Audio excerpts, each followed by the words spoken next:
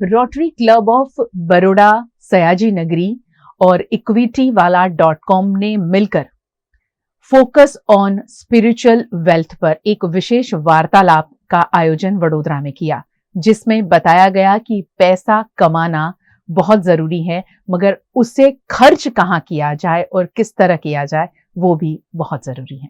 आधुनिक युग में पैसा हर कोई कमाता है और हर एक के पास में खूब पैसा भी है, लेकिन पैसा खर्च करने का विजन ज्यादा लोगों के पास नहीं होता है और इसीलिए time to time focus on spiritual wealth विषय पर rotary club of Baroda Sayaji Nagari ने equitywala.com के साथ मिलकर एक विशेष वार्तालाप आयोजित किया।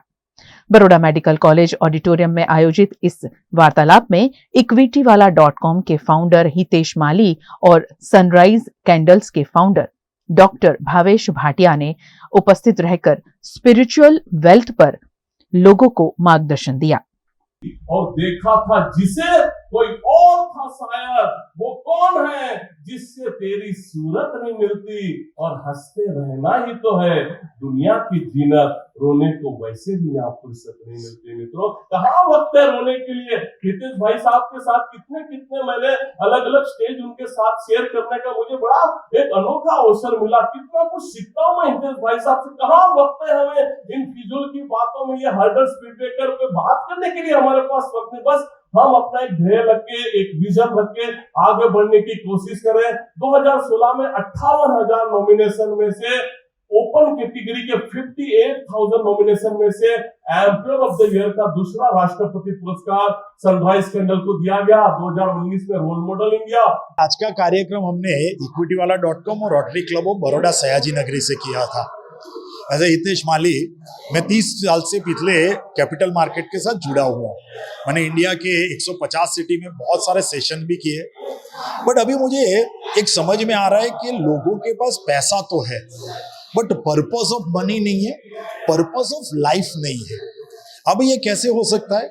हमें कुछ डिसिप्लिन सीखनी पड़ेगी। जैसे आज का हमने टाइटल ही रखा था, time to focus on spiritual wealth, purpose of life, purpose of money.